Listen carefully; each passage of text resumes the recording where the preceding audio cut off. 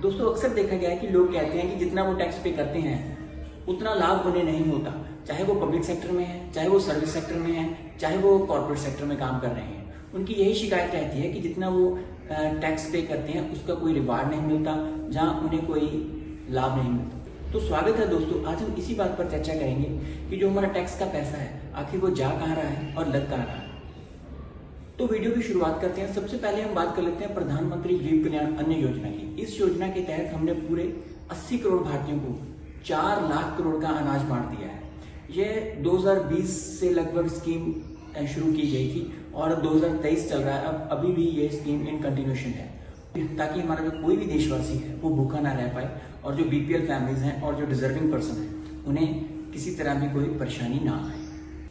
दोस्तों हर state government ने अपने बुजुर्गों के लिए कोई ना कोई स्कीम चला रखी है और एक बहुत बढ़िया स्कीम है जिसका नाम है ओल्ड एज पेंशन। जब इंसान वृद्ध हो जाता है और उसकी काम धंधा करने की कोई क्षमता नहीं रह जाती और कई तरह की बीमारियां उसे जकड़ लेती हैं, तो ऐसे में ऐसे भी केसेस बहुत ज्यादा देखे गए हैं कि उनके जो अपने बच्चे होते हैं वह उन्हें घर से बाहर कर देते हैं कि अब ये तो ना तो ये कोई पैसा कमा कर ला रहे हैं और ये हम पर बोझ बन रहे हैं। तो ऐसे में हमारे जो बुजुर्ग हैं वो निराश ना हो और वो मायूस ना हो। हमने उन्हें छोटी सी एक मदद के रूप में कह लो, एक financial assistant pension, old age pension के रूप में लगा रखी है, ताकि वो जो अपना जीवन है पूरे सम्मान के साथ जी पाए। ये सभी चीजें हम तभी कर पा रहे हैं जो हम टैक्स पे करते हैं वो इन्हीं योजनाओं पर खर्च किया जाता है।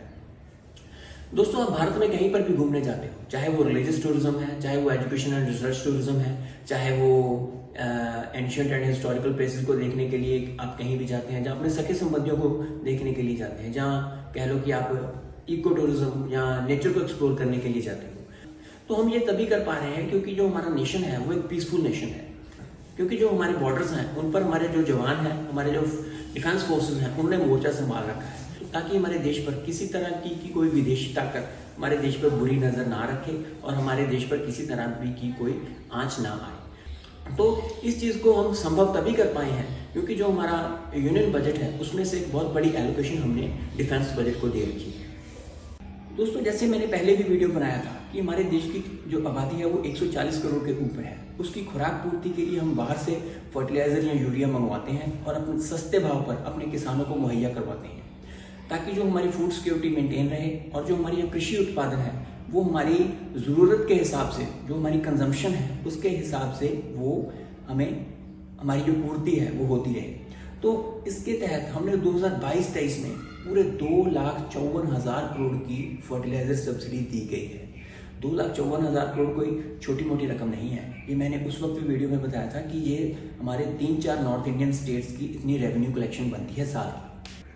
तो यहाँ से एक बात तो साफ हो रही है कि जो आपका दिया हुआ टैक्स का पैसा है वो डेवलपमेंट को बढ़ावा देता है और दूसरों के लिए दरवाजे खोलता है। और दूसरी तरफ कई लोग ऐसे भी देखे गए हैं जो दिखावे के लिए लंगर लगवाते हैं, मकर संक्रांति पर कंबल भी बांटते हैं। वो बड़ी छाती फैलाकर कहेंगे कि मैंने एक साल में 2 लाख का लंगर लगाया, 1.5 लाख का लंगर लगाया, इतना लंगर लगाया, मैंने इतना दान किया, और फिर वो अखबारों में भी देंगे अपनी, जो कि हम बड़े महादानी हैं, और फिर वो सोशल मीडिया पर अपनी पोस्ट भी डालेंगे, सोशल मीडिया पर अपनी पिक्चर्स भी डालेंगे।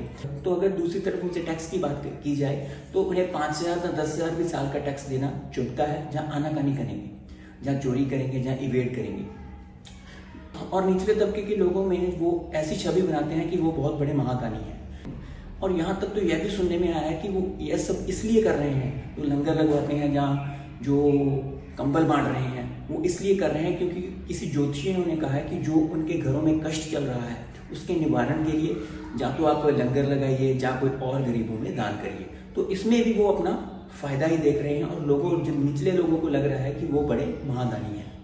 दोस्तों लंगर कितने दिन चलेंगे? 1 दिन चलेंगे, 2 दिन चलेंगे, 5 दिन खा लोगे, बट जो गवर्नमेंट की स्कीम्स हैं और वेलफेयर प्रोग्राम्स हैं ये साल भर साल चलते रहेंगे और हमें निरंतर रूप से कंटिन्यूसली इनका फायदा और लाभ मिलता रहेगा। तो दोस्तों और भी बहुत सारी स्कीम्स हैं जो एजुकेशन सेक्टर की हैं, हेल्थ सेक्टर की हैं, चाहे वो मिड डे मील स्कीम ला लो, जिसमें हम एक वक्त की रोटी हम गरीबों के बच्चों को खाने में देते हैं स्कूल्स में, चाहे वो समग्र शिक्षा अभियान है, क्योंकि एजुकेशन के बिना तो वैसे ही बंदा आजकल अंधा है, ताकि गरीब का बच्चा भी अच्छी एजुकेशन ले पाए और बेसिक एजुकेशन से वंचित ना रह जाए, इसके लिए हमने स्कूल्स को रखे हैं, केवीज हैं, नवोदय विद्यालय हैं, हमारी हेल्थ सेक्टर की स्कीम्स हैं, 5 लाख तक का बीमा है आयुष्मान भारत में, फिर हमारे सिविल डिस्पेंसरीज हैं, फिर हमारे सिविल हॉस्पिटल्स हैं, गवर्नमेंट रन हॉस्पिटल्स हैं। तो इन स्कीम्स के चलने के पीछे सबसे बड़ा कारण है जो हम टैक्स पे करते हैं। आप ही का दिया हुआ टैक्स का पैसा हम वेलफेयर स्कीम्स रन करते हैं, बीपीएल फैमिलीज को मेन स्ट्रीम में लाने के लिए उन पर जो पैसा खर्च किया जाता है। और यहाँ पर मैं आपसे एक बात शेयर करना चाहता हूँ कि अगर आपका टैक्स 1000 रुपये बनता है तो आप 1010 रुपये टैक्स पे करिए, क्योंकि इसकी जो दुआएं होंगी वे आपके बच्चों को लगेंगी और आपके परिवार पर सदैव खुशियाँ और आशीर्वाद बना रहेगा। और टैक्स दान एक महादान है। Enjoy the act of giving. तो यहाँ पर टैक्स की अहमियत को समझते हुए और किसी का हक ना मरे, हमें दिखावे वाले दान को छोड़कर हमें ईमानदारी से टैक्स पे करना चाहिए, ताकि हमारे जो देश की तरक्की की रफ्तार है वो कहीं धीमी ना पड़े। एक बात याद रखिएगा दोस्तों, nations are made when taxes are paid. तो धन्यवाद दोस्तों। बताना कि वीडियो कैसा लगा, मैसेज को स्प्रेड करना और अपने कमेंट सेक्शन में अपने विचार देना और चैनल को सब्सक्राइब करना। Thank you friends.